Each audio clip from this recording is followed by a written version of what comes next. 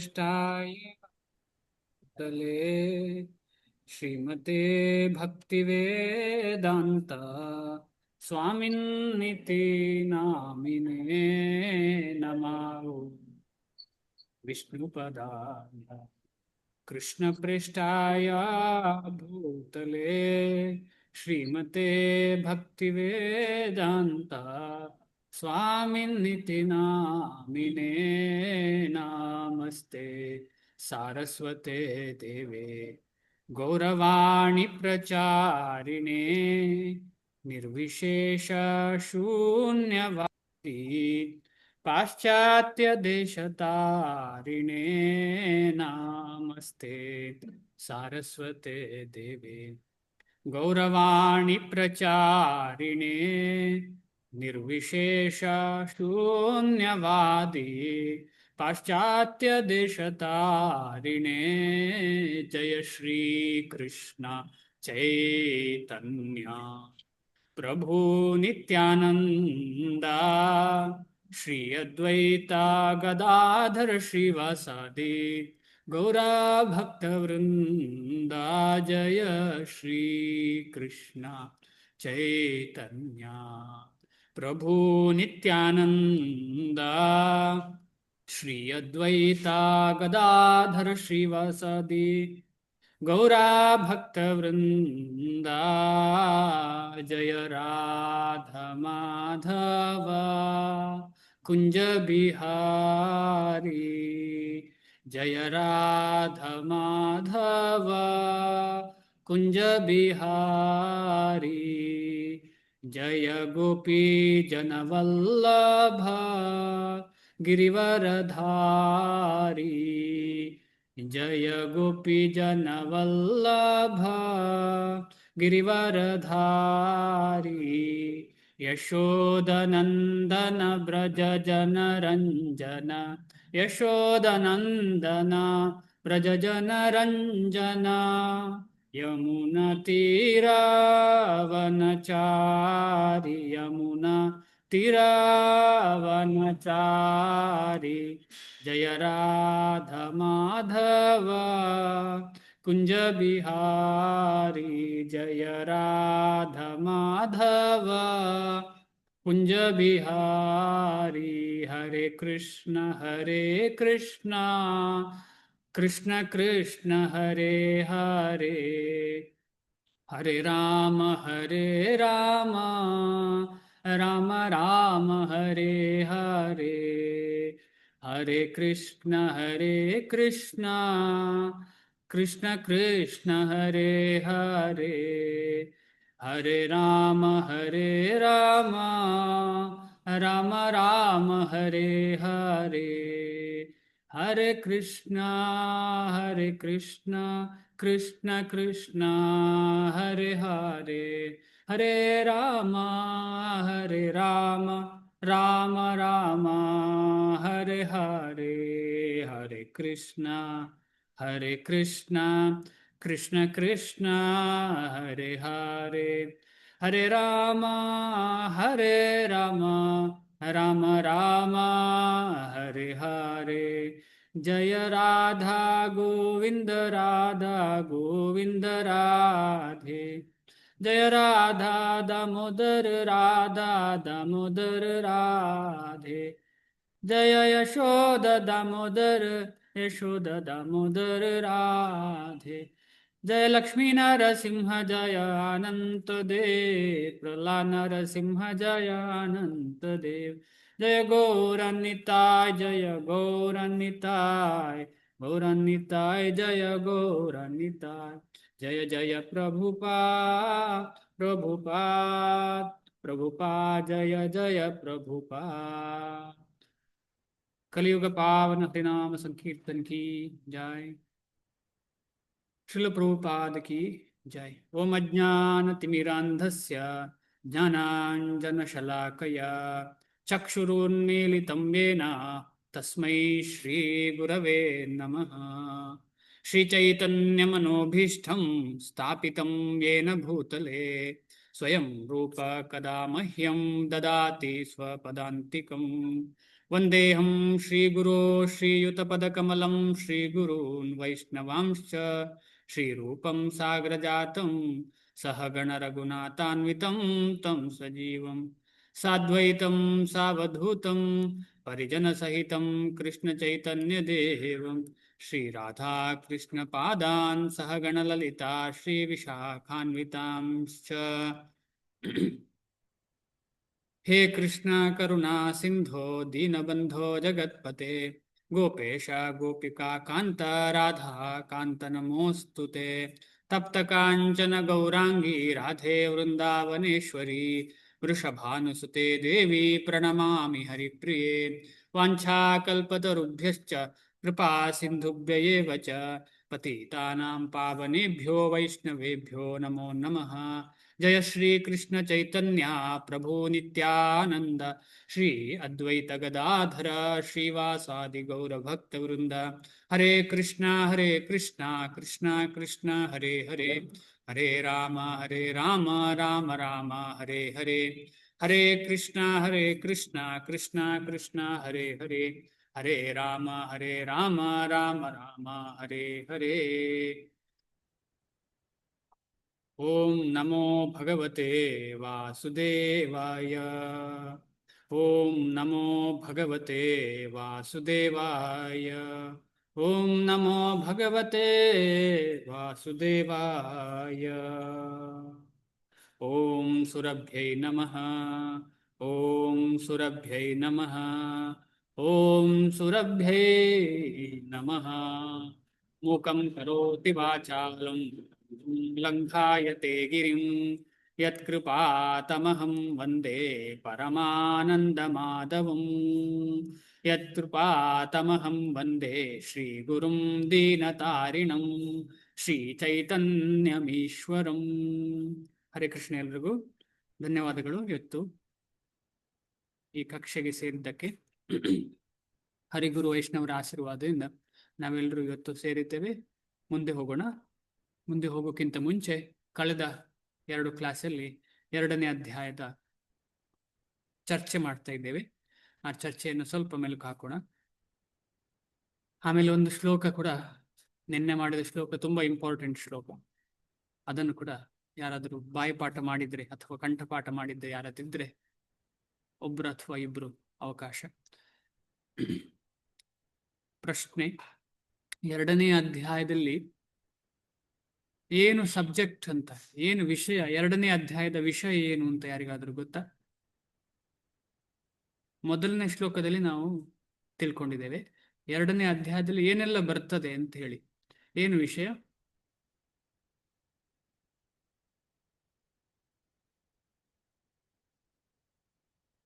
ಯಾರಿಗಾರು ನೆನಪಿದ್ಯಾ? 2ನೇ ಅಧ್ಯಾಯದಲ್ಲಿ ವಿಷಯ ಏನು? ಮೊದಲನೇ ಅಧ್ಯಾಯದ ವಿಷಯ ಏನು ಅಂತ ಹೇಳಿದ್ರೆ ವಿಷಾದ. ಅರ್ಜುನನಿಗೆ ಎಲ್ಲ ಸೈನ್ಯವನ್ನು ನೋಡಿ ವಿಷಾದವಾಗುವಂಥದ್ದು. ಆಮೇಲೆ ವಿಷಾದ ಆಗಿ ನಾನು ಯುದ್ಧ ಮಾಡೋದಿಲ್ಲ ಅಂತ ಹೇಳುದು ಮುಖ್ಯವಾದ ಅಂಶ 1ನೇ ಅಧ್ಯಾಯದ್ದು. 2ನೇ ಅಧ್ಯಾಯದ್ದು ಏನು ಅಂಶ ಅಂತ? ಮೊದಲನೇ ಶ್ಲೋಕದಲ್ಲಿ ಭಾವಾರ್ಥದಲ್ಲಿ ಶ್ರೀಲ ಪ್ರಭುಪಾದರು ಹೇಳ್ತಾರೆ ಏನು ಅಂತ ಹೇಳಿ. ಯಾರಿಗಾದ್ರೂ ಗೊತ್ತಾ? ನೆನಪಿದ್ಯಾ? ಸರಿ. ಮೊದಲನೇ ಅಧ್ಯಾಯದ ನಂತರ ಬರುವಂತ 2ನೇ ಅಧ್ಯಾಯ ಇದೊಂದು ಉತ್ತರ, ಅರ್ಜುನನ ಎಲ್ಲ ಪ್ರಶ್ನೆಗಳಿಗೂ ಉತ್ತರ. ಆಮೇಲೆ ಈ ಒಂದು 2ನೇ ಅಧ್ಯಾಯ ಅಂತ ಹೇಳಿದ್ರೆ ಮುಂದೆ ಹೋಗ್ತಾ ಅದು ವಿಸ್ತಾರ ರೂಪವಾಗಿ ಮಿಕ್ಕ 16 ಅಧ್ಯಾಯಗಳಲ್ಲಿ ಅದರದ್ದು ಎಕ್ಸ್ಪ್ಲನೇಷನ್ ಬರುತ್ತೆ. ಆದ ಕಾರಣ ಇದಕ್ಕೆ ತುಂಬಾ ಇಂಪಾರ್ಟೆಂಟ್ ಈ ಚಾಪ್ಟರ್. ಇದು ಎಲ್ಲ ಗೀತಾ ಸಾರ ಅಂತ ಹೇಳ್ಬೋದು. ಇದು ಗೀತಾ ಸಾರದ ಒಂದು ಸಾರ ಅಂದ್ರೆ ಎಲ್ಲ ಅಧ್ಯಾಯಗಳದ್ದು ಇದರಲ್ಲಿ ಇದೆ. ಅದು ಏನಿದೆ ಅಂತ ಹೇಳಿದ್ರೆ ಆತ್ಮ ಮತ್ತು ಅನಾತ್ಮ, ದೇಹ ಮತ್ತು ಆತ್ಮದ ಬಗ್ಗೆ ವಿಶ್ಲೇಷಣೆ ಇದೆ. ಒಂದ್ಸಲ ನಮಗೆ ಆತ್ಮ ಗೊತ್ತಾದ್ರೆ ಏನು ನಮ್ಮ ಉದ್ದೇಶ? ಆತ್ಮದ ಬಗ್ಗೆ ತಿಳಿಯುವುದು ಅಂತ ಹೇಳಿದ್ರೆ ಭಗವಂತನ ಬಗ್ಗೆ ತಿಳಿಯುವುದು. ಇದು 2ನೇದು. ಆಮೇಲೆ 3ನೇದ್ದು ನಿಷ್ಕಾಮ ಕರ್ಮ. ಇದನ್ನು ಮಾಡಬೇಕಿದ್ರೆ ನಮ್ಗೆ ಆತ್ಮದ ಬಗ್ಗೆ ತಿಳಿಬೇಕಂತ ಹೇಳಿದ್ರೆ ಒಂದು ಸಾಮಾನ್ಯವಾಗಿ ಒಂದು ವಿಚಾರ ಬೇಕು. ನಾವು ನಿಷ್ಕಾಮ ಅಂತ ಹೇಳಿದ್ರೆ ಆಸೆ ಇಲ್ಲದೆ ಮಾಡುವಂತಹ ಯಾವುದೇ ಕೆಲಸ, ನಮ್ಮ ನಿಜ ಜೀವನದಲ್ಲಿ ನಿತ್ಯ ಜೀವನದಲ್ಲಿ ಏನು ಆಸೆ ಇಲ್ಲದೆ ನನಗೋಸ್ಕರ ಅಲ್ಲ, ಭಗವಂತನಿಗೆ ಓಸ್ಕರ ಅಂತ ಹೇಳಿ ಮಾಡುವಂಥದ್ದು. ಅದಕ್ಕೆ ನಿಷ್ಕಾಮ ಕರ್ಮ. ಆ ನಿಷ್ಕಾಮ ಕರ್ಮದ ಬಗ್ಗೆ ತುಂಬಾ ಡಿಟೇಲ್ಡ್ ಆಗಿ ಡಿಸ್ಕಷನ್ ಇದೆ. ಅಂದ್ರೆ ನಿಷ್ಕಾಮ ಕರ್ಮ ಹೇಳ್ಬೇಕಿದ್ರೆ ಸಕಾಮ ಕರ್ಮ ಅಂದ್ರೆ ಆಸೆಯಿಂದ ಮಾಡಿದಂತಹ ಕೆಲಸ ಎಂತ ಅಂತ ಕೂಡ ಗೊತ್ತಾಗಬೇಕು. ಅದರ ಬಗ್ಗೆ ಕೂಡ ಇದೆ. ಏನೇ ಇರಲಿ, ನಿಷ್ಕಾಮ ಕರ್ಮ. ಆಮೇಲೆ ಇದನ್ನು ಗಳಿಸಿದವ ಭಗವಂತನ ಪ್ರಜ್ಞೆಯನ್ನು ಬೆಳೆಸಲಿಕ್ಕೆ ಏನೆಲ್ಲ ಕ್ವಾಲಿಟಿ ಬೇಕು, ಏನೆಲ್ಲ ಸ್ವಭಾವಗಳು ಬರಬೇಕು, ಅದಕ್ಕೆ ಸ್ಥಿತಪ್ರಜ್ಞಾ ಅಂತ ಹೇಳ್ತಾರೆ. ಸ್ಥಿತನಾಗಿ ಒಬ್ಬ ಸಾಧನೆ ಮಾಡ್ಬೇಕಲ್ವಾ, ಅದಕ್ಕೋಸ್ಕರ ಸ್ಥಿತಪ್ರಜ್ಞಾ. ಈ ರೀತಿಯಲ್ಲಿ ಈ 4 ವಿಚಾರಗಳನ್ನ ಕೃಷ್ಣ ಈ 2ನೇ ಅಧ್ಯಾಯದಲ್ಲಿ ಮಂಡಿಸಿದ್ದಾನೆ ಅರ್ಜುನನಿಗೆ. ಅರ್ಜುನ ಆದರೂ ಅವನಿಗೆ ಸಂಶಯ ನಿವಾರಣೆ ಆಗದ ಕಾರಣ ಮುಂದೆ ಎಲ್ಲ ಚಾಪ್ಟರ್ಗಳಲ್ಲಿ ಇದನ್ನು ವಿಶ್ಲೇಷಣೆ ಮಾಡಿದ್ದಾರೆ. ಬೇರೆ ಏನಾದರೂ ಸಂಶಯ ಇದೆ ಇದರಲ್ಲಿ? ಇಲ್ಲಲ್ಲ, ಮುಂದೆ ಹೋಗೋಣ. ಸಂಶಯ ಈಗ ಕೇಳುವುದಿಲ್ಲ, ಲಾಸ್ಟ್ಗೆ. ಯಾರಿಗಾದ್ರೂ ನಿನ್ನೆ ಮಾಡಿದ ಶ್ಲೋಕದಲ್ಲಿ ಯಾರಾದರೂ ಒಬ್ಬರಿಗಾದರೂ ಕಣ್ಣು ಮುಚ್ಚಿ ಆ ಶ್ಲೋಕವನ್ನ ಹೇಳಲಿಕ್ಕೆ ಸಾಧ್ಯತೆ ಇದ್ರೆ ದಯವಿಟ್ಟು ಅನ್ಮ್ಯೂಟ್ ಮಾಡಿ ಹೇಳಿ. 2 ಅಥವಾ 3ಗೆ ಅವಕಾಶ. ನಿನ್ನೆ ಮಾಡಿದ ಶ್ಲೋಕ 2.7 ತುಂಬಾ ಇಂಪಾರ್ಟೆಂಟ್ ಶ್ಲೋಕ. ಯಾರಿಗಾದ್ರೂ ಈಗಾಗಲೇ ಗೊತ್ತಿರುವವರು ತುಂಬಾ ಜನ ಇರ್ತೀರಿ. ಹರೇ ಕೃಷ್ಣ ಪ್ರಭು. ಮನಸ್ಸಿದ್ರೆ ವಿಡಿಯೋ ಆನ್ ಮಾಡಿ, ಆಗ ನೀವು ನೋಡಿ ಹೇಳ್ತೀರಾ ಇಲ್ಲ ನೋಡದೆ ಹೇಳ್ತೀರಾ ಅಂತ ಗೊತ್ತಾಗ್ತದೆ. ನೋಡಿ ಕೂಡ ಹೇಳ್ಬೋದು, ತೊಂದರೆ ಇಲ್ಲ. ಹರೇ ಕೃಷ್ಣ ಪ್ರಭು. ಹರೇ ಕೃಷ್ಣ. ಶ್ಲೋಕ 7 ಅಲ್ಲ ಪ್ರಭು? 2.7.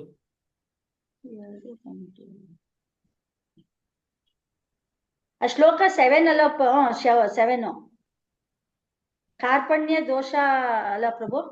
ಕರೆಕ್ಟ್, ಹೇಳಿ ಮತ್ತೆ. ಕಾರ್ಪಣ್ಯ ದೋಷೋಪಹತ ಸ್ವಭಾವಾಃ ತ್ವಾಂ ಧರ್ಮ ಸಮ್ಮೂಢ ಚೇತಃ ಯಚ್ರೇಯ ಸಾನಿಶ್ಚಿತಂ ಬ್ರೂಹಿ ತನ್ಮೇ ಶಿಷ್ಯಸ್ತೇಹಂ ಶಾಧಿ ಮಾಂ ತ್ವಾಂ ಪ್ರಪನ್ನಂ. ಧನ್ಯವಾದ ಪ್ರಭು. ಇದು ನೋಡಿ ಹೇಳಿದ್ದ ಅಲ್ಲ? ನೋಡಿದ್ದು ಪ್ರಭು. ಮುಚ್ಕೊಂಡು ಬರಲ್ಲ ಪ್ರಭು. ತೊಂದರೆ. ಯಾರಿಗಾದ್ರೂ ನೋಡದೆ ಹೇಳಲಿಕ್ಕೆ ಸಾಧ್ಯತೆ ಉಂಟಾ? ಯಾರಿಗಾದ್ರೂ ಗೊತ್ತಾ? ಇದನ್ನ ನಾನು ನೆಕ್ಸ್ಟ್ ಬಾಯಿಪಾಠ ಮಾಡುವ ತನಕ ಪ್ರತಿದಿನ ಯಾರೆಲ್ಲಾದ್ರೂ ಕೇಳ್ತಾ ಇರ್ತೇನೆ. ಆಗ ಎಲ್ರಿಗೂ ಬಾಯಿಪಾಠ ಆಗ್ತದೆ, ಸುಲಭವಾಗಿ ಕಂಠಪಾಠ ಆಗುತ್ತೆ. ಯಾರಾದ್ರೂ ನೋಡಿ ಹೇಳಿ ಒಬ್ರು, ಆಮೇಲೆ ಮುಂದೆ ಹೋಗೋಣ ಇವತ್ತಿನ ಕ್ಲಾಸಿಗೆ. ಸೂರ್ಯ ಪ್ರಭುಗಳೇ, ನೀವು ಆಗ ಅನ್ಮ್ಯೂಟ್ ಮಾಡಿದ್ರಿ, ಹೇಳಬೇಕು ಎಂಬ ಉದ್ದೇಶ ಅಂದ್ರೆ ಹೇಳಿ.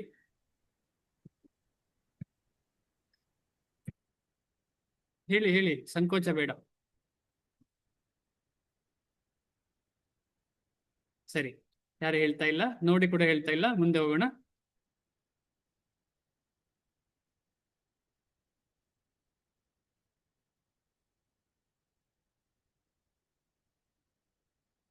ಕಾರ್ಪಣ್ಯ ದೋಷೋ ಉಪಹತ ಸ್ವಭಾವಃ ಪೃಚ್ಛಾಮಿ ತ್ವಾಂ ಧರ್ಮ ಸಮ್ಮೂಢ ಚೇತಾಃ ಯಚ್ರೇಯಃ ಸ್ಯಾನ್ನಿಶ್ಚಿತಂ ಬ್ರೂಹಿ ತನ್ಮೇ ಶಿಷ್ಯಸ್ತೇಹಂ ಶಾಧಿ ಮಾಂ ತ್ವಾಂ ಪ್ರಪನ್ನಂ. ನಿನ್ನೆ ಶ್ಲೋಕ ಅದಾಗಿತ್ತು. ಅಂದ್ರೆ ಜೀವನದಲ್ಲಿ ಅರ್ಜುನನ ಸ್ಥಿತಿ ನಮಗೆಲ್ಲರಿಗೂ ಒದಗಿ ಬಂದಿದೆ. ಅದು ಪ್ರಾಕ್ಟಿಕಲ್ ಅಪ್ಲಿಕೇಶನ್. ಆ ಸ್ಥಿತಿ ನಮಗೆಲ್ಲ ಈ ಒಂದು ಏನು ಮಾಡುದು ಮುಂದೆ ಸಂಪೂರ್ಣ ದ್ವಂದ್ವದಲ್ಲಿರುವಾಗ ಏನು ಮಾಡುದು ಅಂತ ಹೇಳುವ ವಿಚಾರಕ್ಕೆ ಅದಕ್ಕೆ ಸೊಲ್ಯೂಷನ್ ಒಂದೇ. ಆ ಸೊಲ್ಯೂಷನ್ ಏನು ಅಂತ ಹೇಳಿದ್ರೆ ನಾವು ಭಗವಂತನಿಗೆ ಶರಣಾಗುವುದು. ಭಗವಂತನಿಗೆ ಶರಣಾಗುವುದು ಅಂತ ಹೇಳಿದ್ರೆ ಭಗವಂತನನ್ನು ಯಾರು ನಂಬಿದ್ದಾರೆ ಅಂದ್ರೆ ಗುರು ಆಗಿರ್ಲಿ, ವೈಷ್ಣವರಾಗಿರ್ಲಿ, ಆಚಾರ್ಯರಾಗಿರ್ಲಿ, ಅವರೆಲ್ಲರಿಗೂ ಶರಣಾಗುವುದು. ಅದೇ ಒಂದು ಮೇನ್ ಅಂತ ಹೇಳಿ ಇಲ್ಲಿ ತುಂಬಾ ಕ್ಲಿಯರ್ ಆಗಿ ಶ್ರೀಲ ಪ್ರಭುಪಾದರು ಹೇಳ್ತಾರೆ. ಹಾಗೆ ಮಾಡದವನು ಯಾರು? ಹಾಗೆ ಮಾಡದವನು ಕೃಪಣ ಅಂತ. ಕೃಪಣ ಅಂತ ಹೇಳಿದ್ರೆ ಬದುಕಿನ ಮನುಷ್ಯ ಜೀವ ಸಿಕ್ಕಿದ ಮೇಲೆ, ಮನುಷ್ಯನ ದೇಹ ಸಿಕ್ಕಿದ ಮೇಲೆ ನಮಗೆ ಅದಕ್ಕೆ ಸೊಲ್ಯೂಷನ್ ಕಂಡುಕೊಳ್ಳುವುದಿಲ್ಲ. ಪುನಃ ಪುನಃ ಇಲ್ಲಿ ಬರ್ಲಿಕ್ಕೆ ಪ್ರಯತ್ನ ಪಡುವಂತಹ ವ್ಯಕ್ತಿಯನ್ನ ಕೃಪಣ ಅಂತ ಹೇಳೋದು. ಅದರಿಂದ ಹೊರಗೆ ಬರುವವನನ್ನ ಬ್ರಾಹ್ಮಣ ಅಂತ ಹೇಳೋದು. ಬ್ರಾಹ್ಮಣ ಅಂದ್ರೆ ಕೃಷ್ಣನನ್ನ, ಅಂದ್ರೆ ವೈಷ್ಣವ ಅಂದ್ರೆ ಕೃಷ್ಣನನ್ನು ತಿಳ್ಕೊಳ್ಳಿಕ್ಕೆ ಪ್ರಯತ್ನ ಪಡುವವನು. ತಿಳ್ಕೊಳ್ಳೋದು ಹೇಗೆ? ಭಕ್ತರ ಸಂಘ ಮಾಡಿ. ಯಾಕಂದ್ರೆ ನಾವು ಜಪ ಮಾಡಿದರೆ ನಾವೇ ಹೋಗ್ಲಿಕ್ಕೆ ಸಾಧ್ಯ ಇಲ್ಲ. ಭಗವಂತನ ಪ್ರೇಮ ಸಿಗುವುದು ಭಕ್ತರ ಮುಖಾಂತರ ಮಾತ್ರ. ಬೇರೆ ಯಾವ ಪಾಸಿಬಿಲಿಟಿ ಕೂಡ ಇಲ್ಲ. ಯಾವ ಪಾಸಿಬಿಲಿಟಿ ಕೂಡ ಇಲ್ಲ. ಆದ ಕಾರಣ ಭಕ್ತರ ಸಂಘದಿಂದ ನಾನು ಹೊರತಾಗಿ ನಾನೇ ಮಾಡ್ತೇನೆ ಸಾಧನೆ ಅಂತ ಹೇಳಿದ್ರೆ ಸಾಧ್ಯವೇ ಇಲ್ಲ. ಅದನ್ನು ನಾವು ಮನಸ್ಸಲ್ಲಿ ದೃಢವಾಗಿ ಇಟ್ಕೊಳ್ಬೇಕು.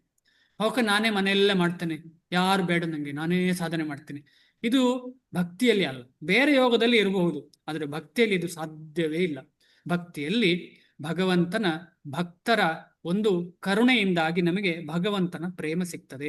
ಅಲ್ಲಿ ತನಕ ನಮಗೆ ಭಗವಂತನ ಬಗ್ಗೆ ತಿಳ್ಕೊಳ್ಬಹುದು, ಎಲ್ಲ ಕರೆಕ್ಟ್. ಆದರೆ ಭಗವಂತನ ಒಂದು ಪ್ರೀತಿ ಹೃದಯದಲ್ಲಿ ಮೂಡುದು ಯಾವಾಗ ಅಂತ ಹೇಳಿದ್ರೆ ಭಕ್ತನ ಸಂಘದಿಂದ. ಅಂದ್ರೆ ಗುರುವನ್ನ ನಾವು ಸ್ವೀಕರಿಸಬೇಕು. ಗುರುವನ್ನು ಸ್ವೀಕರಿಸುವಾಗ ಏನಾಗ್ತದೆ, ಗುರು ನಮಗೆ ಆದೇಶ ಕೊಡ್ತಾರೆ. ಗುರುವನ್ನು ಸ್ವೀಕರಿಸುವುದು ಅಂತ ಹೇಳಿದ್ರೆ ಗುರುವಿಗೆ ಶರಣಾಗುವುದು ಅಂತ ಹೇಳಿ ನಾವಿದರಲ್ಲಿ ಅರ್ಥ ಮಾಡಿದ್ದೇವೆ. ಕೃಪಣ ಮತ್ತು ಬ್ರಾಹ್ಮಣ ಅಂತ ಹೇಳುವ ಎರಡು ಪದದಲ್ಲಿ ಅದೇ ಮುಖ್ಯವಾಗಿತ್ತು. ಇನ್ನು ಮುಂದೆ ಹೋಗೋಣ. ಇವತ್ತಿನ ಶ್ಲೋಕ, ನಿನ್ನೆ ಇದನ್ನು ಓದಿದ್ದೇವೆ, ಇವತ್ತು ಪುನಃ ಅಲ್ಲಿಂದಲೇ ಶುರು ಮಾಡುವ. ನಹಿ ಪ್ರಪಶ್ಯಾಮಿ ಮಮಾಪನುದ್ಯಾದ್ ಯಚ್ಛೋಕಮುಚ್ಚೋಷಣಮಿಂದ್ರಿಯಾಣಾಂ ಅವಾಪ್ಯ ಭೂಮೌ ಅಸಪತ್ಮರುದ್ಧಂ ರಾಜ್ಯಂ ಸುರಾಣಾಮಪಿ ಚಾಧಿಪತ್ಯಂ. ನಹಿ ಪ್ರಪಶ್ಯಾಮಿ ಮಮಾಪನುದ್ಯಾದ್ ಯಚ್ಛೋಕಮುಚ್ಚೋಷಣಮಿಂದ್ರಿಯಾಣಾಂ ಯಚ್ಛೋಕಮುಚ್ಚೋಷಣಮಿಂದ್ರಿಯಾಣಾಂ ಅವಾಪ್ಯ ಭೂಪಾನಸಪತ್ನರುದ್ಧಂ ರಾಜ್ಯಂ ಸುರಾಣಾಮಪಿ ಚಾಧಿಪತ್ಯಂ. ಅನುವಾದ ಮತ್ತು ಭಾವಾರ್ಥ ಶ್ರೀಲ ಪ್ರಭುಪಾದರಿಂದ. ಶ್ರೀಲ ಪ್ರಭುಪಾದರಿಗೆ ಜಯವಾಗಲಿ. ಇದು ಅದರದ್ದೇ ಕಾನ್ಸೆಪ್ಟು. ಅಂದ್ರೆ ಗುರುವನ್ನು ಶರಣಾಗುವುದು, ಆಮೇಲೆ ನನಗೆ ಮಾಡ್ಲಿಕ್ಕೆ ಆಗ್ತಿಲ್ಲ, ಅದೇ ವಿಚಾರ ಈ 10ನೇ ಶ್ಲೋಕದವರೆಗೆ. ಆದಷ್ಟು ಇವತ್ತು 10ನೇ ಶ್ಲೋಕದವರೆಗೆ ಮುಗಿಸ್ಲಿಕ್ಕೆ ಅಂದ್ರೆ ಓದ್ಲಿಕ್ಕೆ ಪ್ರಯತ್ನ ಪಡೋಣ. ಪ್ರತಿಯೊಬ್ಬರು ದಯವಿಟ್ಟು ಕಿವಿಯನ್ನು ಅಗಾಲ ಮಾಡಿ ಪ್ರಭುಪಾದರು ಹೇಳಿದ್ದನ್ನ ಕೇಳಲಿಕ್ಕೆ ಪ್ರಯತ್ನ ಪಡೋಣ. ಅನುವಾದ: ನನ್ನ ಇಂದ್ರಿಯಗಳನ್ನು ಸೊರಗಿಸುತ್ತಿರುವ ಈ ದುಃಖವನ್ನು ಹೊಡೆದೋಡಿಸಲು ನನಗೆ ಮಾರ್ಗವೇ ಕಾಣುತ್ತಿಲ್ಲ. ಸಂಪೂರ್ಣ ಕನ್ಫ್ಯೂಷನ್, ನನಗೆ ಕಾಣ್ತಾ ಇಲ್ಲ, ದ್ವಂದ್ವ, ನನಗೆ ಮಾರ್ಗವೇ ಕಾಣುತ್ತಿಲ್ಲ ಅಂತ ಹೇಳಿ ಅರ್ಜುನ ಹೇಳ್ತಾ ಇದ್ದಾನೆ ಕೃಷ್ಣನಲ್ಲಿ. ಭೂಮಿಯಲ್ಲಿ ಸಮೃದ್ಧವಾದ ಸಾಟಿಯೇ ಇಲ್ಲದ ರಾಜ್ಯವನ್ನು ಗೆದ್ದುಕೊಂಡರೂ ಮತ್ತು ಸ್ವರ್ಗದಲ್ಲಿರುವ ದೇವತೆಗಳ ಪ್ರಭುತ್ವದಂತಹ ಪ್ರಭುತ್ವವನ್ನು ಪಡೆದುಕೊಂಡರೂ ನಾನು ಈ ದುಃಖವನ್ನು ಹೋಗಲಾಡಿಸಿಕೊಳ್ಳಲಾರೆ. ಏನೇ ಸಿಕ್ಕಿದ್ರು ನನಗೆ ಖುಷಿ ಇಲ್ಲ. ಈ ಸ್ಥಿತಿಯೇ ನಮಗೆ. ನಾವೆಲ್ಲರೂ ಏನ್ ಮಾಡ್ತೇವೆ, ಸಂತೋಷಕ್ಕಾಗಿ ಪ್ರಯತ್ನ ಪಡ್ತೇವೆ. ಅಲ್ಲಿ ಹೋದ್ರೆ ಸಂತೋಷ ಸಿಗುತ್ತದೆ, ಆ ಫಿಲ್ಮಿಗೆ ಹೋದ್ರೆ ಸಂತೋಷ ಸಿಗ್ತದೆ, ಅಲ್ಲಿ ಹೋಗಿ ಆ ಕ್ರಿಕೆಟ್ ಆಡಿದ್ರೆ ಸಂತೋಷ ಪಡ್ತೇವೆ, ಅಥವಾ ಫ್ಯಾಮಿಲಿ ಗೆಟ್ ಟುಗೆದರ್, ಆಮೇಲೆ ವಾರಕ್ಕೊಂದು ಸಲ ಜೊತೆಯಲ್ಲಿ ಉಂಡು ತಿಂದ್ರೆ ಖುಷಿ ಆಗ್ತದೆ ಅಂತ ತಿಳ್ಕೊಂಡಿದ್ದೇವೆ. ಅದೆಲ್ಲ ಕ್ಷಣಿಕ ಅಂತ ನಮಗೆ ಗೊತ್ತು. ಸ್ವಲ್ಪ ದಿನ ಆಗುವಾಗ ಅಯ್ಯೋ ಏನಿಲ್ಲ. ಆಮೇಲೆ ತುಂಬ ಇಡೀ ದಿನ ಕೆಲಸ ಮಾಡಿ, ಒಂದು ವಾರ ಕೆಲಸ ಮಾಡಿ, ವೀಕೆಂಡ್ ಆಗುವಾಗ ಎಲ್ಲಿಯಾದ್ರೂ ಹೋಗೋಣ ಅಂತ ಅನಿಸುತ್ತೆ. ಇದೆಲ್ಲ ಯಾಕೆ ಅಂತ ಹೇಳಿದ್ರೆ ನಮ್ಮ ನಿಜವಾದ ಆತ್ಮಕ್ಕೆ ನಾವು ನಿಜವಾದ ಊಟ ಕೊಡ್ಲಿಲ್ಲ. ನಾವು ದೇಹಕ್ಕೆ ಕೊಡ್ತಾ ಇದ್ದೇವೆ, ಮನಸ್ಸಿಗೆ ಕೊಡ್ತಾ ಇದ್ದೇವೆ, ಇಂದ್ರಿಯಕ್ಕೆ ಕೊಡ್ತಾ ಇದ್ದೇವೆ. ಈಗ ಫಾರ್ ಎಕ್ಸಾಂಪಲ್ ನಾವು ಎಲ್ಲಿಯೋ ತಾಣಕ್ಕೆ ಹೋಗ್ತೇವೆ ಅಂತ ಹೇಳಿ ಇಟ್ಕೊಳ್ಳೋಣ. ಆಗೇನಾಗುತ್ತೆ, ಮನಸ್ಸಿಗೆ ರಿಲ್ಯಾಕ್ಸ್ ಆಗುತ್ತೆ. ಅಥವಾ ಏನೋ ಒಂದು ಫಿಸಿಕಲ್ ಆಗಿ ನಾವೇನೋ ರನ್ನಿಂಗ್ ಓಡ್ಲಿಕ್ಕೆ ಹೋಗ್ತೇವೆ ಅಂತ ಇಟ್ಕೊಳ್ಳೋಣ, ಆಗ ಮನಸ್ಸಿಗೆ ಹುರುಪಾಗ್ತದೆ. ಈ ಎಕ್ಸಸೈಸ್ ತುಂಬಾ ಇಂಪಾರ್ಟೆಂಟು. ಹಾಗೆ ಅಂತ ಹೇಳಿ ಅದು ಆತ್ಮಕ್ಕೆ ಅಲ್ಲ, ಎಕ್ಸಸೈಸು ಆತ್ಮಕ್ಕೆ ಅಲ್ಲ ಅಂತ ಹೇಳಿ ನಮಗೆ ಕ್ಲಿಯರ್ ಗೊತ್ತಾಗ್ತದೆ. ಯಾಕೆ ಅಂತ ಹೇಳಿದ್ರೆ ಇದೆಲ್ಲ ಚಟುವಟಿಕೆಗಳು ನಾವು ಎಷ್ಟೋ ಜನ್ಮಾಂತರಗಳಿಂದ ಮಾಡ್ತಾ ಇದ್ದೇವೆ. ಆದರೆ ನಮಗೊಂದು ಕೊನೆಯದಾಗಿ ಸಂತುಷ್ಟಿ ಇಲ್ಲ, ಖುಷಿ ಇಲ್ಲ. ಯಾಕೆ ಖುಷಿ ಇಲ್ಲ ಅಂತ ಹೇಳಿದ್ರೆ ಆತ್ಮಕ್ಕೆ ಬೇಕಾದ್ದು ಮಾಡ್ತಾ ಇಲ್ಲ ಅಂತ ಹೇಳಿ. ಅದನ್ನೇ ಕೇಳ್ತಾ ಇರೋದು ಅರ್ಜುನ. ನನಗೆ ಏನು ಗೊತ್ತಾಗ್ತಿಲ್ಲ, ಏನು ಮಾಡಬೇಕು ಅಂತ ಗೊತ್ತಾಗ್ತಿಲ್ಲ. ಯಾಕೆ ಹಾಗೆ ಗೊತ್ತಾಗ್ತಿಲ್ಲ? ಯಾಕೆಂತ ಹೇಳಿದ್ರೆ ಅವನು ಭೌತಿಕವಾಗಿಯೇ ತೊಂದರೆಯಲ್ಲಿರುವಂಥದ್ದು. ಆಧ್ಯಾತ್ಮಿಕವಾಗಿ ತೊಂದರೆ ಇಲ್ಲ. ಭೌತಿಕವಾದ ತೊಂದರೆ ಅಂದ್ರೆ ನಾನು ಅವ್ರನ್ನೆಲ್ಲ ಕೊಲ್ಲುವುದಿಲ್ಲ, ಸಾಧ್ಯ ಇಲ್ಲ ಅಂತ ಹೇಳೋ ಭೌತಿಕ ತೊಂದರೆಯಿಂದಾಗಿ ನನಗೆ ಏನು ಮಾಡುದು ಅಂತ ಗೊತ್ತಾಗ್ತಾ ಇಲ್ಲ ಅಂತ ಹೇಳಿ ಭಗವಂತ ಕೃಷ್ಣನಲ್ಲಿ ತನ್ನನ್ನು ಗುರುವಾಗಿ ಸ್ವೀಕರಿಸಿ ಕೇಳ್ತಿದ್ದಾನೆ. ಏನು ಹೇಳ್ತಾರೆ ನೋಡುವಣ ಶ್ರೀಲ ಪ್ರಭುಪಾದರು. ಧಾರ್ಮಿಕ ತತ್ವಗಳ ಮತ್ತು ನೀತಿ ಸಂಹಿತೆಗಳ ತಿಳುವಳಿಕೆಯ ಆಧಾರದ ಮೇಲೆ ಅರ್ಜುನನು ಇಷ್ಟೊಂದು ವಾದಗಳನ್ನು ಹೂಡುತ್ತಿದ್ದಾನೆ. ಇದೆಲ್ಲ ಯಾವುದರ ಮೇಲೆ? ಧಾರ್ಮಿಕ ತತ್ವಗಳ ಮೇಲೆ ಅಥವಾ ನೀತಿ ಸಂಹಿತೆಗಳ ಮೇಲೆ ಹೇಳ್ತಿದ್ದಾನೆ, ಅರ್ಥಶಾಸ್ತ್ರದ ಮೇಲೆ ಅಲ್ಲ. ಆದರೂ ತನ್ನ ಗುರುವಾದ ಶ್ರೀಕೃಷ್ಣನ ನೆರವಿಲ್ಲದೆ ತನ್ನ ನಿಜವಾದ ಸಮಸ್ಯೆಯನ್ನು ಪರಿಹರಿಸಿಕೊಳ್ಳಲು ಅವನಿಗೆ ಸಾಧ್ಯವಿಲ್ಲ ಎಂದು ಕಾಣುತ್ತದೆ. ಅವನ ಸಮಸ್ಯೆಗಳಿಂದ ಅವನ ಇಡೀ ಅಸ್ತಿತ್ವವೇ ಬತ್ತಿ ಹೋಗುತ್ತಿತ್ತು.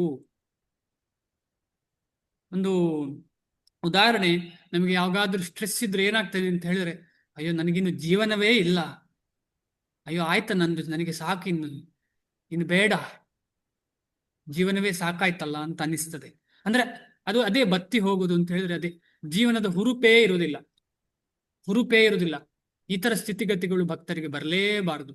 ಯಾಕಂತ ಹೇಳಿದ್ರೆ ರೂಪ ಗೋಸ್ವಾಮಿಗಳು ಹೇಳ್ತಾರೆ, ಭಕ್ತನಿಗೆ ಏನ್ ಕ್ವಾಲಿಟಿ ಇರಬೇಕು ಅಂತ ಹೇಳಿದ್ರೆ ಉತ್ಸಾಹ, ನಿಶ್ಚಯ, ಧೈರ್ಯ, ತತ್ ಕರ್ಮ ಪ್ರವರ್ತನಾತ್, ಜನಸಂಗ ಪರಿತ್ಯಾಗಾತ್, ಷಡ್ಭಿರ್ಭಕ್ತಿರ್ ಪ್ರಸಿದ್ಧತಿ ಅಂತ ಹೇಳ್ತಾರೆ ಶ್ರೀಲ ರೂಪ ಗೋಸ್ವಾಮಿಯವರು. ಚೈತನ್ಯ ಮಹಾಪ್ರಭುಗಳ ಶಿಷ್ಯರಾದ ಶ್ರೀಲ ರೂಪ ಗೋಸ್ವಾಮಿಗಳು ಏನ್ ಹೇಳ್ತಾನೆ, ಒಬ್ಬ ವ್ಯಕ್ತಿಗೆ ಭಗವಂತನ ಕಡೆ ಹೋಗ್ಲಿಕ್ಕೆ, ಭಕ್ತಿಯಲ್ಲಿ ಮುಂದುವರಿಲಿಕ್ಕೆ ಏನಾಗಬೇಕು?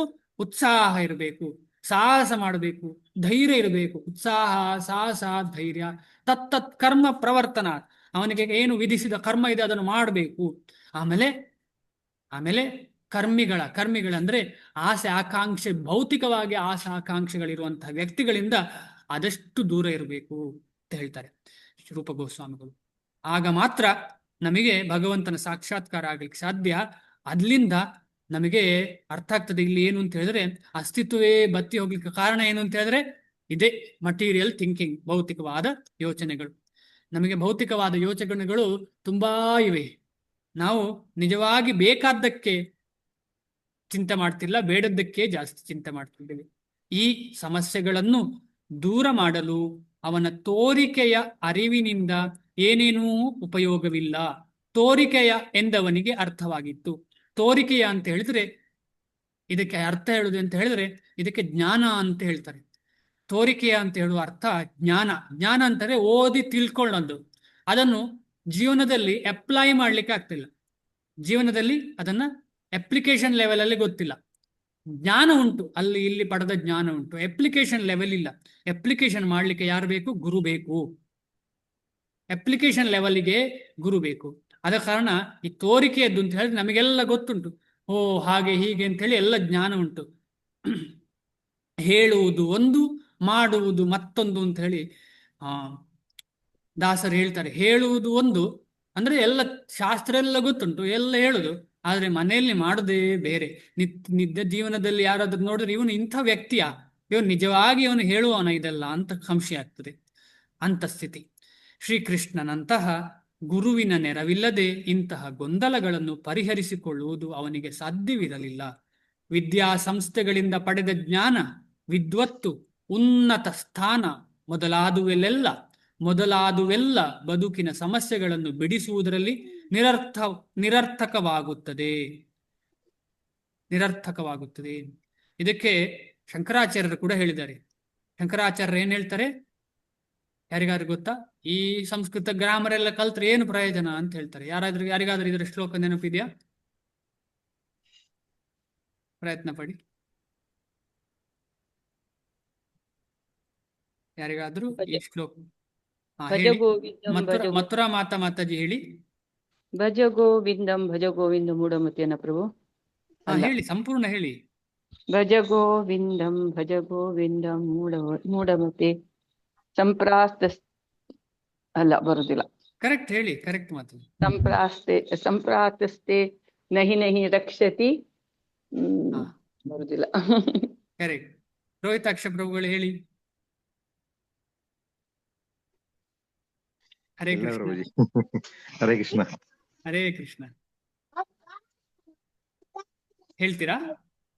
ಇಲ್ಲ ಅಷ್ಟು ಬರಲ್ಲ ಅಷ್ಟು. ಆಯ್ತಾಯ್ತು. ಸೊ ಭಜ ಗೋವಿಂದಂ ಗೋವಿಂದಂ ಭಜ ಮೂಢಮತೆ ಸಂಪ್ರಾಪ್ತೆ ಸನ್ನಿಹಿತೆ ಕಾಲೇ ನಹಿ ರಕ್ಷತಿ ದುಕ್ರಂಕರಣೆ ಅಂತ ಹೇಳಿ. ಈಗ ಏನ್ ಹೇಳ್ತಾರೆ, ಈ ಸಂಸ್ಕೃತದಲ್ಲಿ ಯಾರಾದ್ರೂ ಸಂಸ್ಕೃತ ಕಲ್ತಿದ್ರೆ ಅಥವಾ ಯಾವ್ದಾದ್ರು ಇಂಗ್ಲಿಷ್ ಗ್ರಾಮರ್ ಆಗ್ಲಿ, ಸಂಸ್ಕೃತ ಗ್ರಾಮರ್ ಆಗ್ಲಿ, ಕನ್ನಡ ಗ್ರಾಮರ್ ಆಗ್ಲಿ, ಎಷ್ಟು ಕಷ್ಟ ಅಂದ್ರೆ ಸಂಸ್ಕೃತ ಕೂಡ ಕಷ್ಟ ಅಂದ್ರೆ ಫಸ್ಟಿಗೆ ತುಂಬಾ ಕಷ್ಟ, ಆದ್ರೆ ಆಮೇಲೆ ಅದೇ ಖುಷಿ. ಈ ಗಣಿತವೂ ಹಾಗೆ, ಕೆಲವರಿಗೆ ಇಷ್ಟ ಇರೋದು ತುಂಬಾ ಖುಷಿ ಆಗ್ತದೆ. ಆದ್ರೆ ಇಂಥ ಒಂದು ಶಿಕ್ಷಣ ಏನು ಪ್ರಯೋಜನ ಇಲ್ಲ ಅಂತ ಹೇಳಿ. ಯಾವಾಗ ಪ್ರಯೋಜನ ಇಲ್ಲ ಅಂತ ಹೇಳಿದ್ರೆ ಸಂಪ್ರಾಪ್ತೆ ಸನ್ನಿಹಿತೆ, ಯಾವಾಗ ನಾವು ಈ ದೇಹವನ್ನು ತ್ಯಾಗ ಮಾಡುವಂತಹ ಪರಿಸ್ಥಿತಿ ಒದಗ್ತದೋ ಅಂದ್ರೆ ವೃದ್ಧಾಪ್ಯ ಬರ್ತದೋ, ಈಗ ವೃದ್ಧಾಪ್ಯ ಬರಬೇಕು ಅಂತಿಲ್ಲ, ದೇಹ ಕೊನೆಗೊಳ್ಳಿಕ್ಕೆ ಯಾವಾಗಲೂ ಹೋಗ್ಬೋದು. ಆದ ಕಾರಣ ಯಾರಿಗೆ ಆ ದೇಹವು ಕೈ ಕೊಡ್ತದೆ ಅಂತ ಗೊತ್ತಾಗ್ತಾ ಉಂಟಾ, ಅಂಥವನಿಗೆ ಈ ಜ್ಞಾನ ಏನೂ ಪ್ರಯೋಜನ ಇಲ್ಲ. ನನಗೆ ಗೊತ್ತಿದ್ದ ಈ ಜ್ಞಾನ, ಇಲ್ಲಿಂದ ಪ್ಯಾರಾಚೂಟಲ್ಲಿ ಅಲ್ಲಿ ಹತ್ತುತ್ತೇನೆ ನಾನು, ಅಲ್ಲಿ ಸ್ಕೈ ಡೈವಿಂಗ್ ಮಾಡ್ತೇನೆ ನಾನು, ಈ ಸೈಕ್ಲಿಂಗ್ ಮಾಡ್ತೇನೆ ನಾನು, ಅಥವಾ ದೊಡ್ಡ ಬಿಲ್ಡಿಂಗ್ ಕಟ್ತೇನೆ ನಾನು, ಇಂಥದ್ದೆಲ್ಲ ಜ್ಞಾನ ಬೇಡ ಅಂತ ಅಲ್ಲ. ಅದಕ್ಕೊಂದು ಲಿಮಿಟ್ ಇದೆ, ಅದರ ಉದ್ದೇಶ ಅಷ್ಟೇ. ಆ ಎಲ್ಲ ಜ್ಞಾನ ಕೊನೆಗೂ ನಷ್ಟವಾಗುವಂತಹ ಜ್ಞಾನ, ಅದರಿಂದ ನಮಗೇನು ಪ್ರಯೋಜನ ಇಲ್ಲ. ಈಗ ನಾವು ಕೆಲವು ಭಕ್ತರು ಉದಾಹರಣೆ ಕೊಡ್ತಾರೆ, ನಾವೀಗ PhD ಮಾಡಿದ್ದೇವೆ, PhD ಮಾಡಿ ಒಳ್ಳೆ ಓದಿದ್ದೇವೆ, ಇದಾದ ಮೇಲೆ ನಮ್ಮದು ದೇಹ ಅಂತ ಆಯ್ತು ಸ್ವಲ್ಪ ವರ್ಷಗಳ ನಂತರ. ಆಗ ನೆಕ್ಸ್ಟ್ ಲೈಫಲ್ಲಿ ನಾವು PhD ಆಯ್ತು ಅಂತ ಹೇಳಿ ಯಾರು ಕೆಲಸ ಕೊಡುವುದಿಲ್ಲ ನಮಗೆ ಲಾಸ್ಟ್ ಜನ್ಮದಲ್ಲಿ PhD ಆಗಿದೆ ಅಂತ ಹೇಳಿ ಯಾರು ಕೆಲಸ ಕೊಡುವುದಿಲ್ಲ. ಆದರೆ ಆತ್ಮಕ್ಕೆ ಉಣಿಸಿದರೆ, ಭಕ್ತಿ ಮಾಡಿದರೆ ಅದು ನಮಗೆ ನೆಕ್ಸ್ಟ್ ಜನ್ಮದಲ್ಲೂ ಕೊಡ್ತದೆ. ಇದಕ್ಕೆ ಉದಾಹರಣೆಗಳು ತುಂಬಾ ಇದೆ. ನಾರದ ಮಹರ್ಷಿಗಳು ಏನು ಮಾಡಿದ್ದಾರೆ ಅಂತ ಹೇಳಿದ್ರೆ, ಅವರು ಒಮ್ಮೆ ಭಕ್ತಿ ವೇದಾಂತರು ಅಂದ್ರೆ ಕಾಡಿನಲ್ಲಿ ಚಿಕ್ಕ ಹುಡುಗನಿರುವಾಗ 5 ವರ್ಷ ಇರುವಾಗ, ನಾರದರಾಗಿರ್ಲಿಲ್ಲ, ನಾರದರ ಪೂರ್ವ ಜನ್ಮದಲ್ಲಿ, ಹಿಂದಿನ ಜನ್ಮದಲ್ಲಿ ಅವರೇನ್ ಮಾಡಿದ್ರು, ಇವರಿಗೆಲ್ಲ ಸೇವೆ ಮಾಡಿದ್ರು. ಅವರ ಉಚ್ಚಿಷ್ಟ ತಿಂದ್ರು.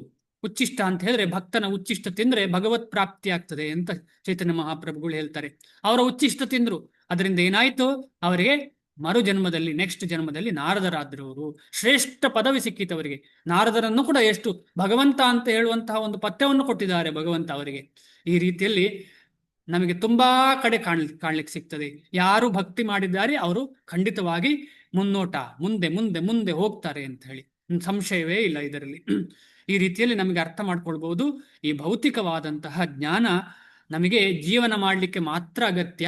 ಆದರೆ ಆಧ್ಯಾತ್ಮಿಕ ಜ್ಞಾನ ನಮಗೆ ಜೀವನದ ಆದ ಮೇಲೆ, ನಮ್ಮ ಜೀವ ಹೋದ ಮೇಲೆ ಕೂಡ ಪ್ರಯೋಜನ. ಇಲ್ಲಿಯೂ ಅಲ್ಲಿಯೂ, ಇಲ್ಲಿ ಸಲ್ಲಿದವ ಅಲ್ಲಿಯೂ ಸಲ್ಲುತ್ತಾನೆ ಅಂತ ಹೇಳ್ತಾರೆ. ಸೊ ಇಲ್ಲಿಯೂ ಅಲ್ಲಿಯೂ ಎಲ್ಲ ಕಡೆ ಬೇಕಾದ್ದು ಈ ಆಧ್ಯಾತ್ಮಿಕ ಜ್ಞಾನ. ಆ ಗುರು ಎರಡೂ ಜ್ಞಾನವನ್ನು ಪಡೆದುಕೊಂಡಿರ್ತಾನೆ, ಭೌತಿಕ ಮತ್ತು ಆಧ್ಯಾತ್ಮಿಕ. ಇಲ್ಲಿ ನೋಡಿ, ಅರ್ಜುನನಿಗೆ ಭಗವಂತ ಕೃಷ್ಣ ಭೌತಿಕ ಹಾಗೂ ಆಧ್ಯಾತ್ಮಿಕ ಜ್ಞಾನ ಕೊಡ್ತಾನೆ. ಭೌತಿಕ ಅಂದ್ರೆ ಎಂತ, ವರ್ಣಾಶ್ರಮ ಧರ್ಮವನ್ನು ಪರಿಪಾಲನೆ ಮಾಡ್ತಾ ಎಲ್ಲರಲ್ಲಿ ಯುದ್ಧ ಮಾಡಬೇಕು ಅಂತ ಹೇಳುವಂಥದ್ದು. ಆಧ್ಯಾತ್ಮಿಕ ಜ್ಞಾನ ಎಂತ, ನೀನು ಆತ್ಮ, ನೀನು ದೇಹ ಅಲ್ಲ, ನೀನು ಭಗವಂತನ ಅಂಶ, ನಿನಗೆ ಇದೆಲ್ಲ ಕಾರ್ಯಕ್ರಮ ಉಂಟು ನಿನ್ನ ಮನಸ್ಸನ್ನ ಸರಿ ಮಾಡಲಿಕ್ಕೆ ಅಂತ ಹೇಳಿ ಉಪದೇಶ ಕೊಡುವುದು ಶ್ರೀಕೃಷ್ಣ ಗುರುವಾಗಿ ತೋರಿಸುವಂತಹ ಒಂದು ಲಕ್ಷಣ ಕಾಣ್ತದೆ ಇಲ್ಲಿ. ಖಂಡಿತವಾಗಿ ನಮಗೆ ಅರ್ಥ ಆಗುವಂತಹ ವಿಚಾರ. ವಿದ್ಯಾಸಂಸ್ಥೆಯಲ್ಲಿ ಕಲ್ತದ್ದು ಏನು ಪ್ರಯೋಜನಕ್ಕೆ ಬರುವುದಿಲ್ಲ.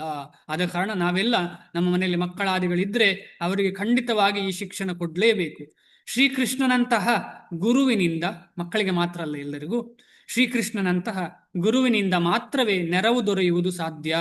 ಇದರ ನಿರ್ಣಯವೆಂದರೆ 100ಕ್ಕೆ 100ರಷ್ಟು ಕೃಷ್ಣ ಪ್ರಜ್ಞೆ ಇರುವವನು ಮಾತ್ರವೇ ನಿಜವಾದ ಗುರು. ಇದು ತುಂಬಾ ಇಂಪಾರ್ಟೆಂಟ್. ನಾವೆಲ್ಲ ಅನ್ಕೊಳ್ತೇವೆ ಸ್ವಲ್ಪ ಕಲ್ತ ಕೂಡಲೇ ನಾವು ಗುರು ಆಗ್ತೇವೆ ಅಂತ. ಇಲ್ಲ, 100ಕ್ಕೆ 100% ಕೃಷ್ಣ ಪ್ರಜ್ಞೆ ಇರಬೇಕು. ಸಂಪೂರ್ಣವಾಗಿ ಕೃಷ್ಣ ಪ್ರಜ್ಞೆ ಹೊಂದಿದವನು ಮಾತ್ರ ನಿಜವಾದ ಗುರು. ಮಿಕ್ಕವನು ಆ ಗುರುವಿಗೆ ಸೇವೆ ಮಾಡುವವನು ಅಷ್ಟೇ. ಈಗ ಶಿಲಪ್ರಭುಪಾದರು ಸಂಪೂರ್ಣ ಗುರು, ಆಮೇಲೆ ಅವರ ಕೆಳಗೆ ಬಂದವರು ತುಂಬಾ ಜನ ಗುರುಗಳಿದ್ದಾರೆ. ನಾವೆಲ್ಲ ಗುರುಗಳಲ್ಲ, ನಾವು ಆ ಗುರುವರಿಯರಿಗೆ ನಾವು ಒಂದು ಅವರ ಪ್ರತಿನಿಧಿ ಅಷ್ಟೇ. ನಾವು ಅವರನ್ನು ಪ್ರತಿನಿಧಿಸಬಹುದು, ನಾವೆಲ್ಲರೂ ಅವರನ್ನು ಪ್ರತಿನಿಧಿಸಬಹುದು. ಏಕೆಂದರೆ ಅವನು ಬದುಕಿನ ಸಮಸ್ಯೆಗಳನ್ನು ಬಿಡಿಸಬಲ್ಲ. ನಾನು ಫಾರ್ ಎಕ್ಸಾಂಪಲ್, ನೀವು ನನ್ನನ್ನು ಗುರು ಅಂತ ಹೇಳಿದ್ರೆ ನಾನೇ ಇಲ್ಲಿ ಸ್ಟ್ರಗಲ್ ಮಾಡ್ತಾ ಇದ್ದೇನೆ, ಇನ್ನು ನಾನು ಹೇಗೆ ಹೇಳ್ಕೊಂಡು ಹೋಗ್ಲಿಕ್ಕೆ ಸಾಧ್ಯ ಇಲ್ಲಲ್ಲ. ಆದರೆ ಗುರು ಹೇಳಿದ್ದನ್ನ ಹೇಳಬಹುದು. ಗುರು ಹೇಳಿದ್ದನ್ನ ಹೇಳುವಂತಹದ್ದು ನಮ್ಮೆಲ್ಲರ ಕರ್ತವ್ಯ. ಕೃಷ್ಣ ಪ್ರಜ್ಞೆಯ ವಿಜ್ಞಾನದಲ್ಲಿ ಪರಿಣಿತನಾದವನು ಮಾತ್ರವೇ, ಅವನ ಸಾಮಾಜಿಕ ಸ್ಥಾನವು ಏನೇ ಆಗಿರಲಿ, ನಿಜವಾದ ಗುರು ಎಂದು ಚೈತನ್ಯ ಮಹಾಪ್ರಭು ಹೇಳಿದ್ದಾರೆ. ನಿನ್ನೆ ಯಾರೋ ಒಂದು ಪ್ರಶ್ನೆ ಕೇಳಿದ್ರಲ್ಲ, ಶಿವ ಹಾಗೆ ಹೀಗೆ ಅಂತ ಹೇಳಿ. ಇದರಲ್ಲಿ ಅರ್ಥ ಆಗ್ತದೆ ನಮಗೆ ಹೇಗೆ ಅಂತ ಹೇಳಿ. ಕಿಬಾ ವಿಪ್ರ ಕಿಬಾ ನ್ಯಾಸಿ ಶೂದ್ರಕ್ಕೆ ನೇನಾಯ್ ಏ ಕೃಷ್ಣ ತತ್ವವೇತಾಸೆ ಗುರು ಹಾಯ್. ಒಬ್ಬ ಮನುಷ್ಯನು ವಿಪ್ರ ಅಂದ್ರೆ ಬ್ರಾಹ್ಮಣ, ಅಥವಾ ಶೂದ್ರನೇ ಅಥವಾ ಸನ್ಯಾಸಿಯೇ ಎನ್ನುವುದು ಮುಖ್ಯವಲ್ಲ. ಕೃಷ್ಣ ವಿಜ್ಞಾನದಲ್ಲಿ ಪರಿಣಿತನಾಗಿದ್ದರೆ ಅವನು ಪರಿಪೂರ್ಣನಾದ ಮತ್ತು ನಿಜವಾದ ಗುರು.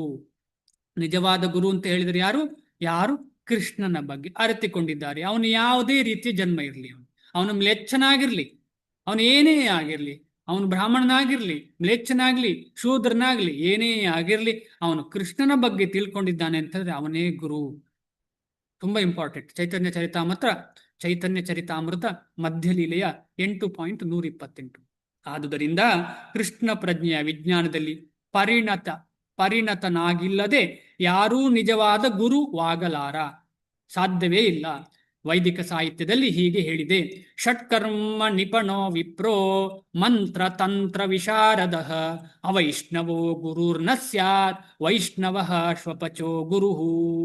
ಪದ್ಮಪುರಾಣದಿಂದ ಇದು. ವೈದಿಕ ವಿದ್ಯೆಯ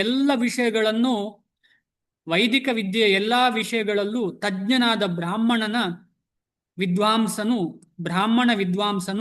ವೈಷ್ಣವನಾಗಿಲ್ಲದಿದ್ದರೆ, ಕೃಷ್ಣ ಪ್ರಜ್ಞೆಯ ವಿಜ್ಞಾನದಲ್ಲಿ ತಜ್ಞನಾಗಿಲ್ಲದಿದ್ದರೆ ಅವನು ಗುರುವಾಗಲು ಯೋಗ್ಯನಲ್ಲ. ಆದರೆ ಕೆಳ ಜಾತಿಯಲ್ಲಿ ಹುಟ್ಟಿದವನು ವೈಷ್ಣವನಾಗಿದ್ದರೆ, ಅವನಿಗೆ ಕೃಷ್ಣ ಪ್ರಜ್ಞೆ ಇದ್ದರೆ ಅವನು ಗುರುವಾಗಬಹುದು. ಇದನ್ನು ಅರ್ಥ ಮಾಡ್ಕೊಂಡು ಮುಂದೆ ಹೋಗೋಣ. ಷಟ್ಕರ್ಮ ನಿಪುಣ ಅಂತ ಹೇಳಿದ್ರೆ ಎಕ್ಸ್ಪರ್ಟ್. ಯಾವುದರಲ್ಲಿ ಎಕ್ಸ್ಪರ್ಟ್? ಷಟ್ಕರ್ಮ ಅಂತ ಹೇಳಿದ್ರೆ 6 ರೀತಿಯ ಕರ್ಮಗಳು. ಅಂದ್ರೆ ದದಾತಿ ಪ್ರತಿಗೃಹಣ ಅದಲ್ಲ, 6 ರೀತಿಯ ಕರ್ಮಗಳು: ಯಜನ ಯಾಜನ, ದಾನ ಪ್ರತಿಗ್ರಹಣ, ಆಮೇಲೆ ಯಜನ ಯಾಜನ, ದಾನ ಪ್ರತಿಗ್ರಹಣ, ಪಠನ ಪಾಠನ. ಈ 6 ಕರ್ಮಗಳಲ್ಲಿ ನಿಪುಣನಾದವನು ಬ್ರಾಹ್ಮಣ. ಪಠನ ಪಾಠನ ಅಂತ ಹೇಳಿದ್ರು ಚೆನ್ನಾಗಿ ಶಾಸ್ತ್ರವನ್ನ ಅಧ್ಯಯನ ಮಾಡುದು, ಆಮೇಲೆ ಕಲ್ತದ್ದನ್ನ, ಓದಿದ್ದನ್ನ, ಗುರುವಿನ ಮುಖೇನ ಕೇಳ್ಕೊಂಡದನ್ನ ಇನ್ನೊಬ್ಬನಿಗೆ ಹೇಳುವುದು, ಅದು ಪಠಣ ಪಾಠನ. ಯಜನ ಅಂತ ಹೇಳಿದ್ರೆ ಯಜ್ಞವನ್ನ ಮಾಡುದು, ಆಮೇಲೆ ಯಜ್ಞವನ್ನು ಮಾಡುವುದು ಹೇಗೆ ಅಂತ ಕಲಿಸುವುದು.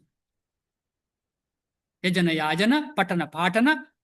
ಆಮೇಲೆ ದಾನ ತಗೊಳ್ಳೋದು, ದಾನ ಸಿಕ್ಕಿದ್ದನ್ನ, ತನ್ನ ಸ್ವಂತವಾಗಿ ಸಂಪಾದಿಸಿದ್ದನ್ನ ಇನ್ನೊಬ್ಬರಿಗೆ ದಾನ ಕೊಡುದು. ಈ ರೀತಿಯಲ್ಲಿ 6 ರೀತಿಯಂತಹ ಕರ್ಮ ಇದೆ. ಆ ಕರ್ಮದಲ್ಲಿ ಯಾರು ನಿಪುಣನಾಗಿರ್ತಾನೋ ಅವನಿಗೆ ವಿಪ್ರ ಅಂತ ಹೇಳ್ತಾರೆ. ಅವನೇನಾಗಿರ್ತಾನೆ?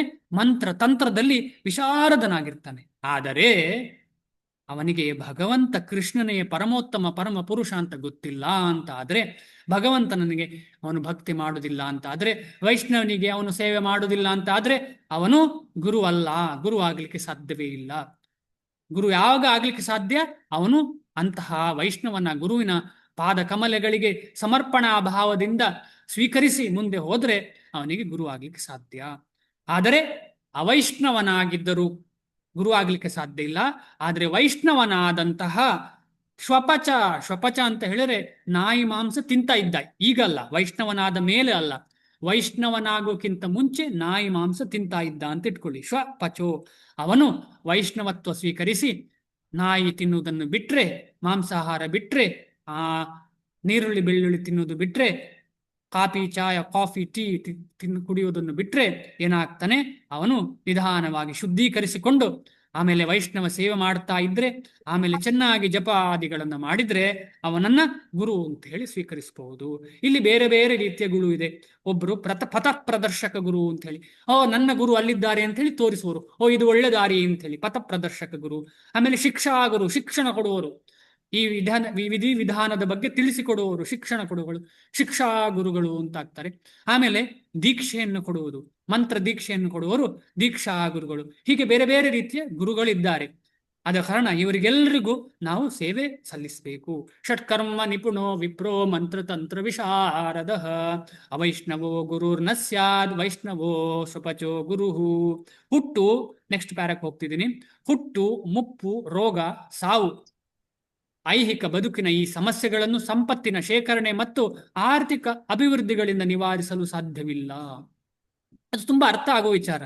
ಇಷ್ಟೆಲ್ಲ ಉಂಟಲ್ಲ, ಬರ್ತ್, ಡೆತ್, ಓಲ್ಡ್ ಏಜ್, ಡಿಸೀಸ್, ಇದು ಯಾವುದೇ ಮಟೀರಿಯಲ್ ಡೆವಲಪ್ಮೆಂಟ್ ಇಂದ ನಮಗೆ ಅದನ್ನು ಸ್ಟಾಪ್ ಮಾಡ್ಲಿಕ್ಕೆ ಸಾಧ್ಯ ಇಲ್ಲ. ಇದು ಬಂದೇ ಬರ್ತದೆ. ಎಷ್ಟೇ ನಾವು ದೊಡ್ಡ ಹಣ ಸಂಪಾದಿಸಿದ್ರು ನಮಗೆ ಏನಾದರೂ ರೋಗ ಬಂದ್ರೆ ಹಾಸ್ಪಿಟ್ಲಿಗೆ ಹೋಗ್ಬೋದು ವಿನಃ ಆ ರೋಗದಿಂದ ಹೊರಗೆ ಬರ್ತೇವೆ ಅಂತ ಏನು ಶ್ಯೂರಿಟಿ ಇಲ್ಲ, ಖಂಡಿತ ಇಲ್ಲ, ಏನು ಖಂಡಿತ ಇಲ್ಲ. ಅಥವಾ ನಮ್ಮ ಸಾವು ನಿಲ್ತದೆ ಅಂತ ಹೇಳಿ ಖಂಡಿತ ಇಲ್ಲ. ಆದ ಕಾರಣ ಇದಕ್ಕೆಲ್ಲ ಎಷ್ಟು ಬೇಕೋ ಅಷ್ಟೇ ನಾವು ಟೈಮ್ ಕೊಡಬೇಕು.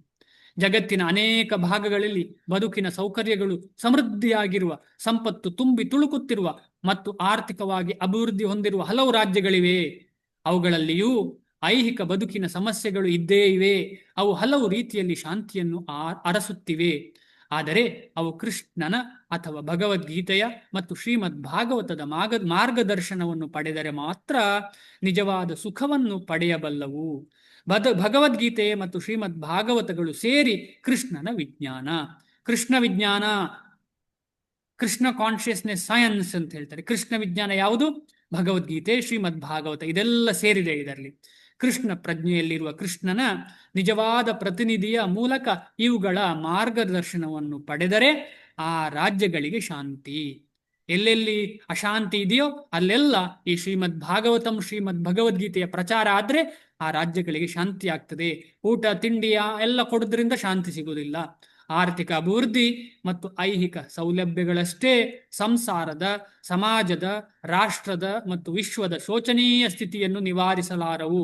ಇಲ್ಲದಿದ್ದರೆ ಅರ್ಜುನನು ಭೂಮಿಯಲ್ಲಿ ಸಮೃದ್ಧವಾದ, ಸಾಟಿಯೇ ಇಲ್ಲದ ರಾಜ್ಯವನ್ನು ಗೆದ್ದುಕೊಂಡರು ಮತ್ತು ದೇವತೆಗಳ ಒಡೆತನದಂತಹ ಪ್ರಭುತ್ವವನ್ನು ಪಡೆದುಕೊಂಡರು ತನ್ನ ದುಃಖವನ್ನು ಹೋಗಲಾಡಿಸಿಕೊಳ್ಳುವುದು ಸಾಧ್ಯವಿಲ್ಲ ಎಂದು ಹೇಳುತ್ತಿರಲಿಲ್ಲ. ಎಲ್ಲರೂ ನನ್ನ ಜೊತೆ ಇದ್ದಿರಲ್ಲ, ಕೇಳಿ ಎಷ್ಟು ಚೆನ್ನಾಗಿ ಪ್ರಭುಪಾದರು ಹೇಳ್ತಿದ್ದಾರೆ. ಆದುದರಿಂದ ಅವನು ಕೃಷ್ಣ ಪ್ರಜ್ಞೆಯಲ್ಲಿ ಆಶ್ರಯವನ್ನು ಬೇಡಿದ. ಯಾಕೆ ಆಶ್ರಯ ಬೇಡಿದ? ಇದು ಯಾವ ಮೆಟೀರಿಯಲ್ ಡೆವಲಪ್ಮೆಂಟ್ ಎಂಥದೇ ಸಿಕ್ಕಿದ್ರು ನನಗೆ ಕೊನೆಗೆ ಈ ಜನ್ಮ ಮೃತ್ಯು ಜರಾ ವ್ಯಾಧಿಯಿಂದ ಹೊರಗೆ ಬರಲಿಕ್ಕೆ ಸಾಧ್ಯ ಇಲ್ಲ. ಆದ ಕಾರಣ ಭಗವಂತನೇ ನೀನೇ ನನಗೆ ಶರಣ, ನಿನ್ನಲ್ಲೇ ನನ್ನದು ಶರಣು ಅಂತ ಹೇಳ್ತಿದ್ದಾನೆ. ಶಾಂತಿ ಸಮರಸಗಳಿಗೆ ಇದೇ ಸರಿಯಾದ ಹಾದಿ. ಮನೆಯಲ್ಲಿ ಯಾರಾದರೂ ಒಬ್ರು ಕೃಷ್ಣ ಪ್ರಜ್ಞೆ ತಗೊಂಡ್ರೆ ಇಡೀ ಕುಟುಂಬಕ್ಕೆ ಕೃಷ್ಣ ಪ್ರಜ್ಞೆ ನಿಧಾನವಾಗಿ ಬರ್ತದೆ. ಆರ್ಥಿಕ ಪ್ರಗತಿ ಮತ್ತು ಜಗತ್ತಿನ ಪ್ರಭುತ್ವವನ್ನು ಪ್ರಕೃತಿಯ ವಿಕೋಪವು ಯಾವ ಕ್ಷಣದಲ್ಲಾದರೂ ಒರೆಸಿ ಹಾಕಿ ಬಿಡಬಹುದು. ತುಂಬಾ ಸುಲಭವಾಗಿ ಅರ್ಥ ಆಗ್ತದೆ. ಏನಾದರೂ ಒಂದು ಚಂಡಮಾರುತ ಬಂದ್ರೆ ಹೋಯ್ತು, ಕೊರೋನಾ ಬಂದ್ರೆ ಹೋಯ್ತು ಎಲ್ಲ. ಕೆಲವರಿಗೆ ಎಲ್ಲೆಲ್ಲಿ ಇರುವವರಿಗೆ ಎಲ್ಲೆಲ್ಲಿ ಹಾಗೆ ಆಗ್ತದೋ ಅವರಿಗೆ. ಈಗ ಮಾನವನು ಚಂದ್ರಗ್ರಹಣದ ಅನ್ವೇಷಣೆಯಲ್ಲಿ ತೊಡಗಿದ್ದಾನೆ. ಇನ್ನು ಎತ್ತರದ ಗ್ರಹಕ್ಕೆ ಏರಿದರೂ ಅದು ಒಂದೇ ಏಟಿಗೆ ನುಚ್ಚನೂರಿ ಆಗಬಹುದು.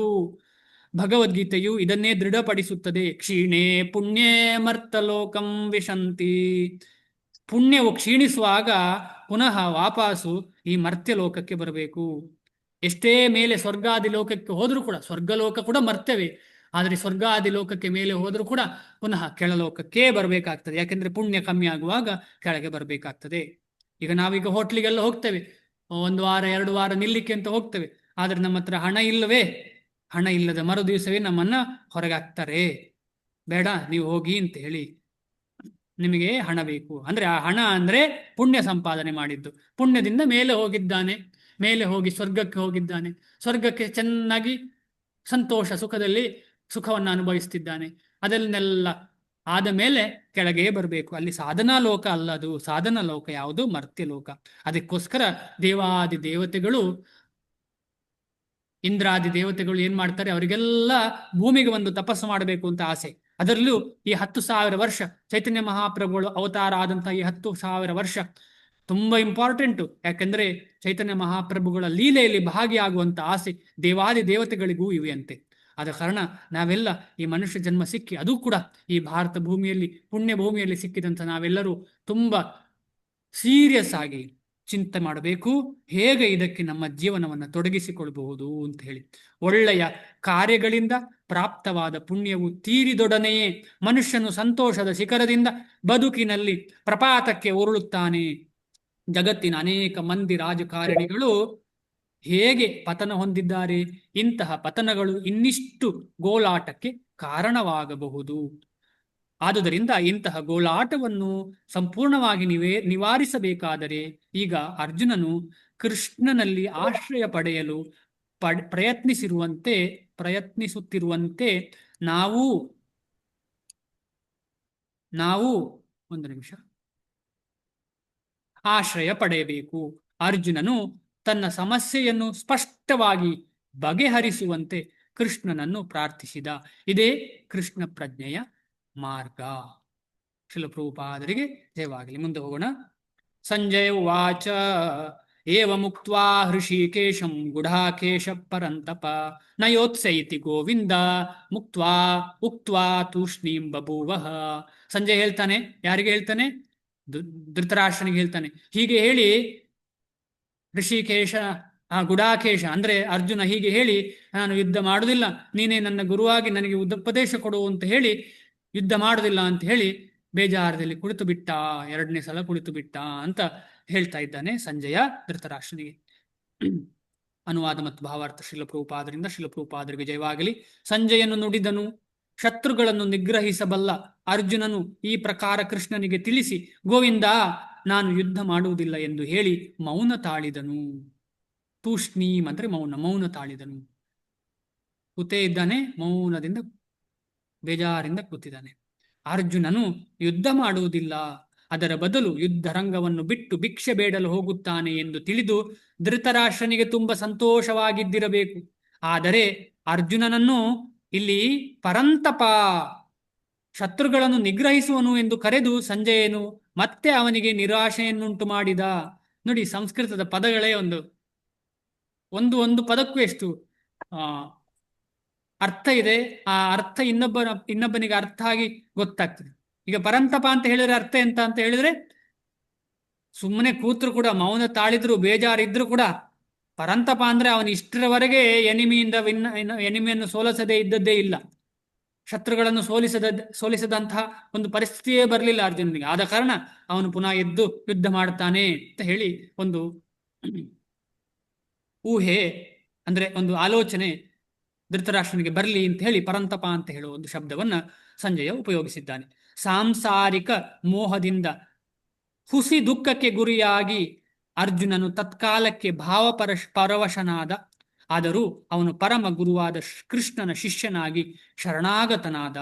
ಸಂಸಾರ ಮೋಹದಿಂದ ಉಂಟಾದ ಹುಸಿ ಗೋಳಾಟದಿಂದ ಅವನು ಬೇಗನೆ ಮುಕ್ತನಾಗುತ್ತಾನೆ ಮತ್ತು ಆತ್ಮ ಸಾಕ್ಷಾತ್ಕಾರದ ಅಥವಾ ಕೃಷ್ಣ ಪ್ರಜ್ಞೆಯ ಪರಿಪೂರ್ಣ ಅರಿವಿನಿಂದ ಬೆಳಕು ಕಾಣುತ್ತಾನೆ ಹಾಗೂ ಖಂಡಿತವಾಗಿಯೂ ಯುದ್ಧ ಮಾಡುತ್ತಾನೆ ಎಂದು ಇದು ತೋರಿಸುತ್ತದೆ.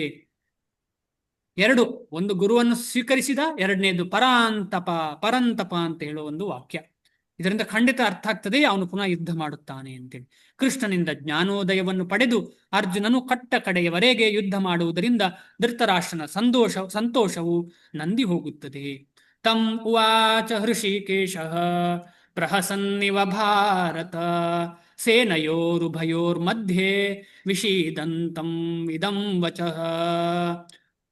ಭರತ ವಂಶಜನಾದ ಧೃತರಾಷ್ಟ್ರನೇ, ಆಗ ಎರಡು ಸೈನ್ಯಗಳ ಮಧ್ಯೆ ವಿಷಾದದಲ್ಲಿ ಮುಳುಗಿದ ಅರ್ಜುನನ್ನು ಕುರಿತು ಕೃಷ್ಣನು ನಸುನಗುತ್ತಾ ಈ ಮಾತುಗಳನ್ನು ಹೇಳಿದನು. ಯಾವ ಮಾತುಗಳನ್ನು? ಕೆಳಗೆ ನೆಕ್ಸ್ಟ್ ಶ್ಲೋಕದಲ್ಲಿ, ನಾಳೆಯಿಂದ ತುಂಬಾ ಇಂಪಾರ್ಟೆಂಟ್ ಶ್ಲೋಕಗಳೆಲ್ಲ, ಎಲ್ಲಾ ಶ್ಲೋಕಗಳು ಮುಂದೆ ಬರುವಂಥದ್ದು ತುಂಬಾ ಇಂಪಾರ್ಟೆಂಟ್ ನಮ್ಮ ಪ್ರಾಕ್ಟಿಕಲ್ ಲೈಫಿಗೆ, ನಮ್ಮ ನಿಜ ಜೀವನಕ್ಕೆ. ಈಗ ನಿಜ ಅಂತ ಹೇಳಿದ್ರೆ ನಾವಿಲ್ಲಿ ಈಗ ಇದ್ದೇವಲ್ಲ, ಅದು ನಿಜ ಜೀವನ ಅಲ್ಲ.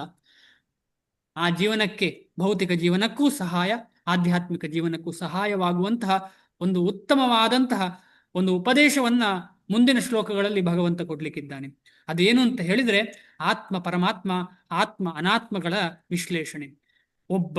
ಇಬ್ಬರು ಆತ್ಮೀಯ ಸ್ನೇಹಿತರಾದ ಹೃಷಿಕೇಶ ಮತ್ತು ಗುಡಾಕೇಶರ ನಡುವೆ ಸಂವಾದ ನಡೆಯುತ್ತಿತ್ತು. ಸ್ನೇಹಿತರಾಗಿ ಇಬ್ಬರೂ ಸರಿಸಮಾನರು. ಆದರೆ ಅವರಲ್ಲಿ ಒಬ್ಬನು ಸ್ವ ಇಚ್ಛೆಯಿಂದ ಮತ್ತೊಬ್ಬನ ಶಿಷ್ಯನಾದನು. ನಿಮಗೆಲ್ಲ ನೆನಪಿರ್ಬೋದು, ನಾವು ಆತ್ಮ ಮತ್ತು ಪರಮಾತ್ಮನ ಒಂದು ಶ್ಲೋಕವನ್ನ ನಾವು ಹೇಳಿದ್ದೇವೆ. ಅದೇ ವಿಚಾರ ಇಲ್ಲಿ. ಇಬ್ರು ಫ್ರೆಂಡ್ಸ್ ಒಂದೇ ಮರದಲ್ಲಿ, ಎರಡು ಹಕ್ಕಿಗಳು ಒಂದೇ ಮರದಲ್ಲಿ ಇದ್ದಾವೆ. ಒಂದು ಹಕ್ಕಿ ಹಣ್ಣನ್ನು ತಿಂತಿದೆ, ಇನ್ನೊಂದು ಹಕ್ಕಿ ನೋಡ್ತಾ ಇದೆ. ಆ ತಿನ್ನುವ ಹಕ್ಕಿಗೆ ಏನಾಗ್ತಿದೆ? ಸಂತೋಷ, ದುಃಖ ಇದೆಲ್ಲ ಬರ್ತಾ ಇದೆ. ಆದ್ರೆ ನೋಡ್ತಾ ಇರುವಂತ ಹಕ್ಕಿಗೆ ಏನು ತೊಂದರೆ ಇಲ್ಲ.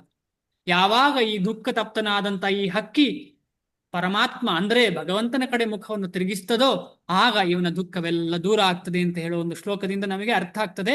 ಅದೇ ಸ್ಥಿತಿ ಹೃಷಿಕೇಶ ಮತ್ತು ಗುಡಾಕೇಶರದ್ದು ಅಂತ ಹೇಳಿ. ಈಗ ಗುಡಾಕೇಶ ಅಂದ್ರೆ ಅರ್ಜುನನು, ಅಂದ್ರೆ ನಿದ್ದೆಯನ್ನು ಗೆದ್ದಂತಹ ಅರ್ಜುನನು ಏನ್ ಮಾಡ್ತಾನೆ? ತಿರುಗುತ್ತಾನೆ. ಎಲ್ಲಿಗೆ ತಿರುಗುತ್ತಾನೆ? ಕೃಷ್ಣನ ಕಡೆಗೆ ತಿರುಗಿ, ಕೃಷ್ಣನೇ, ನಾನು ಇಷ್ಟು ದಿನ ನಿನ್ನ ಸ್ನೇಹಿತನಾಗಿದ್ದೆ, ಆದರೆ ನೀನು ನನ್ನ ಗುರು, ನನ್ನನ್ನು ನೀನು ಶಿಷ್ಯನಾಗಿ ಸ್ವೀಕರಿಸು ಅಂತ ಹೇಳಿ 2ನೇ ಅಧ್ಯಾಯದ 7ನೇ ಶ್ಲೋಕದಲ್ಲಿ ಹೇಳಿ ಕೃಷ್ಣನಿಗೆ ಗುರುವನ್ನಾಗಿ ಸ್ವೀಕರಿಸುತ್ತಾನೆ ಅರ್ಜುನ. ಸ್ನೇಹಿತನು ಶಿಷ್ಯನಾಗಲು ತೀರ್ಮಾನಿಸಿದ ಎಂದು ಕೃಷ್ಣನು ನಸುನಗುತ್ತಿದ್ದ. ಇಲ್ಲಿ ಪ್ರಹಸನ್ನಿವ ಭಾರತ, ಪ್ರಹಸನ್ನಿವ ಅಂದ್ರೆ ನಗ್ತಾ ಇದ್ದಾನೆ. ಯಾರು? ಭಗವಂತ ಹುಸಿ ನಗುತ್ತಾ ಇದ್ದಾನೆ. ಹುಸಿ ಅಂತ ಹೇಳಿದ್ರೆ ಒಂದು ಮುಗುಳ್ ನಗೆ, ಅಷ್ಟು ಜೋರಾಗಿ ನಗಾಡುದಲ್ಲ, ಮುಗುಳ್ ನಗೆ ಅಂದ್ರೆ ಒಂದು ಮುಗುಳ್ ನಗೆ ಅಂತ ಸ್ಥಿತಿ.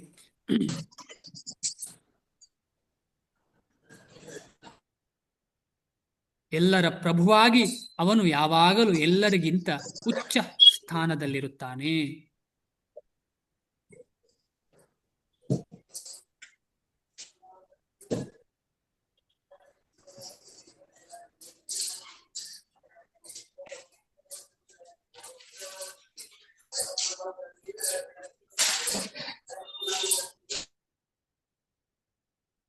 ಉಚ್ಚ ಸ್ಥಾನದಲ್ಲಿರುತ್ತಾನೆ ಎಲ್ಲಿದೆ?